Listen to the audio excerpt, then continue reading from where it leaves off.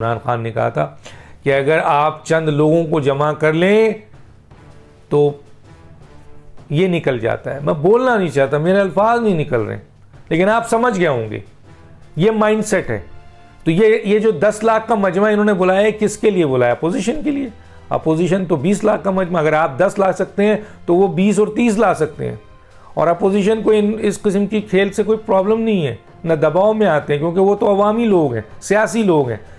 तो ये जुमला याद रखते हुए जो यूके में इमरान खान साहब ने बोला था अहम तरीन इदारे के बारे में और मजमा के बारे में कि लोगों को, आप इतने लोगों को निकालने तो इनका ये हो जाएगा, तो ये उनके लिए ला रहे हैं। ये आखिरी खेल वो वहाँ खेलना चाहते हैं। और आपके ये जो आपका पर्चियाँ हैं ये जेब में होती हैं, लेकिन क्या, और मुझे इनके करीबी आदमी ने कहा कि जनाब हमें टास्क दिया गया है कि किसी भी सूरत में आप 1 लाख, उधर से 2 लाख, उधर से 3 लाख अफराद लाएँ। ज़्यादातर कहाँ से ला रहे हैं? KPK से। अपने अहम MNAs और उन लोगों को लगा दिया है, वो जा रहे हैं, मेहनत कर रहे हैं कि किसी तरीके से वो लाखों अफराद निकाल लें।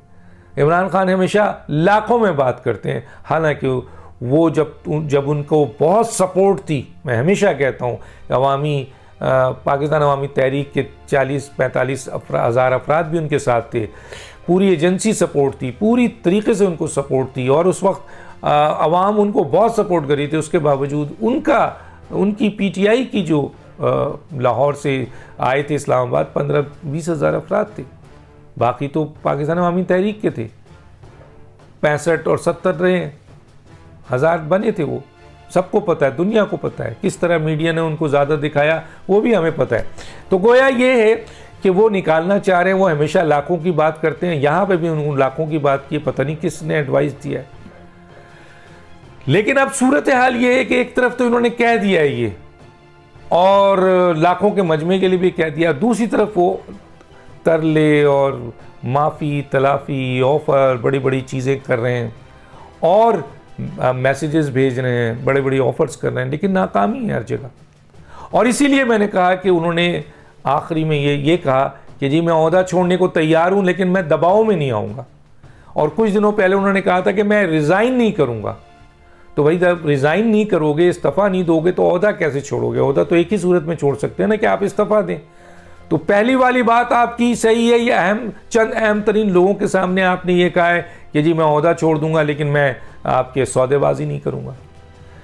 गोया आप मुकम्मल तौर पर बंद हो गए, और अब तो आप पर संगीन इल्ज़ामात PM हाउस पे लग रहा है, ट्रांसफ़र पोस्टिंग के लिहाज से, पैसों के लिहाज से, करप्शन के लिहाज से, बहुत फ़ॉरेन फंडिंग खुल रहा है। आपने भी बहुत सारे अपने 11 लोगों के अकाउंट्स को डिसोन करके उनको करप्ट जाहिर कर दिया, उनको गैर कानूनी काम करने पे। एक तरफ 3 आदमी ऐसे हैं जिनमें से 2 आदमी जो हैं उनकी कांपें टांग रही हैं, क्योंकि उनसे इमरान खान गलत काम ले रहे हैं। वो एक सदर पाकिस्तान और एक स्पीकर। उन पे तो आइन तोड़ने का आ गया। ये जो ऑर्डिनेंस निकाल रहे हैं और जिस तरह निकाल रहे हैं कि इस्लामाबाद हाई कोर्ट को शट-अप कॉल देनी पड़ी, सदर पाकिस्तान से ये गलत काम करवा रहे हैं, हलफ तोड़वा रहे हैं। इधर वो स्पीकर से आइन तोड़वा रहे हैं, वो तोड़ रहे हैं, क्योंकि वो उनके पास कोई ऑप्शन नहीं है। इमरान खान की बात नहीं मानेंगे तो उनके लिए वो समझते हैं बड़ी मुसीबत है। उनको ये अंदाज़ा नहीं है कि इमरान खान उनके लिए मुसीबतें बनवा रहे हैं। तो क्या हो रहा है ऐसी सूरत हाल में? करना नहीं चाहते, कर रहे हैं। एक बहुत बड़ा प्रेशर भी आने वाला है सदर पे कि साइन करो।